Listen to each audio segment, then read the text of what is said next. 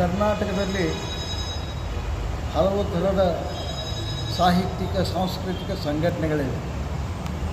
ಒಂದಿಷ್ಟು ಒಳ್ಳೆಯ ಸಂಘಟನೆಗಳಿವೆ, ಕೆಲವೊಂದು ಪೊಲಿಟಿಕಲಿ ಮೋಟಿವೇಟೆಡ್ ಆಗಿರ್ತಕ್ಕಂಥ, ವೆಸ್ಟೆಡ್ ಇಂಟ್ರೆಸ್ಟ್ ಹೊಂದಿರತಕ್ಕಂಥ, ಕೋಮು ಜಾತಿ ಭಾವನೆಯ ಹಿನ್ನೆಲೆಯೊಳಗಿರ್ತಕ್ಕಂಥ ಒಂದಿದೆ.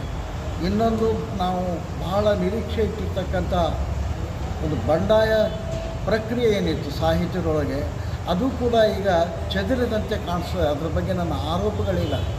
ಆದರೆ ಜನರ ಮನಸ್ಸಿನ ಎಲ್ಲ ಭಾವನೆಗಳನ್ನು, ಜನಪರವಾದಂಥ ಎಲ್ಲ ಚಿಂತನೆಗಳನ್ನು, ಜನಪರವಾಗಿರ್ತಕ್ಕಂಥ ವ್ಯಕ್ತಿಗಳನ್ನು, ಶಕ್ತಿಗಳನ್ನು ವರ್ಷಕ್ಕೆ ಒಂಬಾರಿ ಆದ್ರೂ ಕರ್ನಾಟಕದಲ್ಲಿ ಸೇರಿಸ್ತಕ್ಕಂಥ ಈ ಮೇಳ ಏನಿದೆ, ಸಮಸ್ತ ಜನಪರ ವ್ಯಕ್ತಿಗಳ ಪರವಾಗಿ ನಾನು ಅದನ್ನು ಅಭಿನಂದಿಸ್ತೇನೆ. ಅದನ್ನು ಅತಿ ಹೆಚ್ಚು ಹೇಳಿದರೆ ಪಕ್ಕದಲ್ಲಿ ಅದರ ಧುರೀಣರಿದ್ದಾರೆ, ಅದು ಮುಖಸ್ತುತಿ ಆದೀತು ಅಂಥೇಳಿ ಅದ್ರ ಬಗ್ಗೆ ಕನ್ನಡನೇ ಹೇಳಬೇಕಾಗ್ತದೆ. ಭಾಳ ಅದ್ಭುತವಾದಂಥ ಕೆಲಸ. ಒಂದು ಎರಡನೇದು, ಅದು ನಮ್ಮ ಜಿಲ್ಲೆಯಲ್ಲಿ ಆಗ್ತದೆ, ಸಿನ್ನೂರಿನಲ್ಲಿ ನಡೀತಕ್ಕಂಥ ಒಂದು ಇದರೊಳಗೆ ನನ್ನನ್ನು ಕೂಡ ಆಹ್ವಾನ ಮಾಡಿದ್ದು ನನ್ನ ಬದುಕಿನ ದೊಡ್ಡ ಅವಕಾಶ. ಎಲ್ಲರ ಜೊತೆಗೂ 2 ದಿವಸ ಕಳೆಯುವ ಒಂದು ನಿರೀಕ್ಷೆಯಲ್ಲಿ, ಆ ಒಂದು